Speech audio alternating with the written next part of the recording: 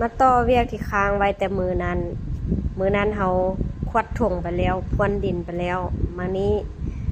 มาอนามัยมาเคลียร์ถงมาอนามัยเคลียร์ให้มันถงเพียงลุยกันเลยเคลียร์ถงให้ถงเพียงมันนี่นะหลังจากเคลียร์ถงให้ถงเพียงแล้วก็ทำความสะอาดขั้นตอนนี้เป็นขั้นตอนที่ขี้ฝุ่นเข้าดังนะขี้ฝุ่นเข้าดังได้ดมขี้ฝุ่นปอดทำงานหนักขนาดขั้นตอนนี้ผ้าอัดปาก2 ชั้นกันยังบ่อยู่ความขี้ฝุ่นนะผ้าอัดปากใช้2 ชั้นบาดอันเฮ็ดแล้วมาเบิ่งดังดำเมิดดำบ่มีขี้ดังบ่มีหยังดอกแต่ว่ามันอันขี้ฝุ่นไปจับใส่ให้น่ะไปเกาะอยู่ดังหั่นนะเห็นแต่ขี้ฝุ่นนะ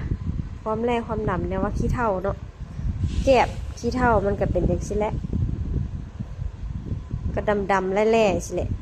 เคลียร์แล้วก็มากวดอนามัยส่วนนี้อยู่นานินเฮ็ดส่วนหลังนี้เพื่อใดแล้วแม่นอันนั้นแหละได้มาเรียนหนังสือพร้อมเพราะว่าข้างนี้ข้างสวนเฮาเนี่ยมันมีนะโรงเรียน มีโรงเรียนประถมนานินอยู่ได้เล่าบางสูตรบ่บางเทื่อก็ได้อันไล่เลขบ่เลขคูณเลขหารนี่ปานว่าได้เรียนคืนต่างว่ามาทวนคืนบทเรียนแต่ตอนสมัยยังอยู่ประถมทวนคืนไล่เลขบวกเลขอ่านนิทานได้ฟังนิทานเป็นนำได้มาส่วนนานินทักไปอีกแบบ เมื่อแดเอาลูกมานำแล้วมันยุ่งยากกันขนาดเลยลูกกับผู้แลไปรอโรงเรียนพุ่นกันเมื่อแดโรงเรียนพักละแต่ว่าโรงเรียนลูกพักแต่บ้านโรงเรียนอื่นเขาจะบ่พักกันนะเอามานำผู้แล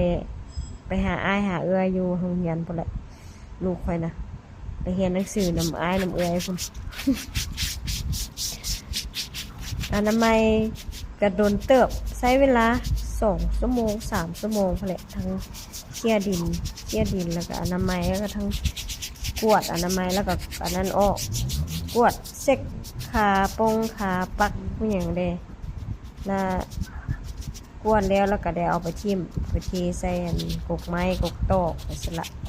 เพื่อผู้มีกกไม้ก็ซ่าอยู่ป้นดินที่ว่ามันต่ำเอาไปไว้ใส่บอนที่มันต่ำหั่นให้ดินมันเพียงกันมื้อนี้ก็อากาศก็พอดีขนาดอยู่นอกบ่มีแดดแต่ว่าอยู่ในเรือนโฮมนี่ร้อนเอาแล้วบ่มีลมเข้าเนาะอยู่นอกลมบักแห้งบัดอยู่ในลมพอเข้าจักหน่อยทรมานขนาดเฮ็ดเวียกนี่จ้ะร้อนแห้งหลายก็บ่ได้ร้อนแห้งหลายก็บ่ดีขั้นตอนช่วงนี้ช่วงอนามัยนี่กับอันช่วงอันขึ้นเชือกที่ว่าร้อนแห้งขนาดนั้นบ่มีหยังบังเลยกูเครือแท้มันยังเฮายังบังเครือมันได้เด้เฮายังบังห่มนี่มันมีห่มให้ตอนกูเครือตอนสมเกสรก็ร้อนช่วง2-3 มื้อแรกร้อนหลังจาก2-3 มื้อไปแล้วมันเริ่มมีห่มให้บังแล้วเพื่อมันแต่งยาวสูงขึ้นแล้วมีห่มให้บังแล้วเอาไข่ช่วงร้อนๆนี่โอ้ยทรมานขนาดเลยได้เฮ็ดไปน้อยนึงก็ได้ออกมาสูดอากาศข้างนอกออกมาหายใจกินน้ำกินในดิฉันก็ที่เป็นลมคาเฮือนห่มแล้วร้อนน่ะใครอยากอบผิวแล้วมาหาได้เด้อบอนั้นบ่มีค่าใช้จ่าย อบฟรี อบฟรีมาอยู่ซื่อก็ได้บ่ทายให้ส่วนช่วยก็ได้ลองมาอยู่จาก10-20 นาทีเบิ่งว่าอดได้ประมาณเท่าใดอบผิวดีแท้ได้ผิวขาวแท้ได้ค่อยนี่เดี๋ยวนี้นี่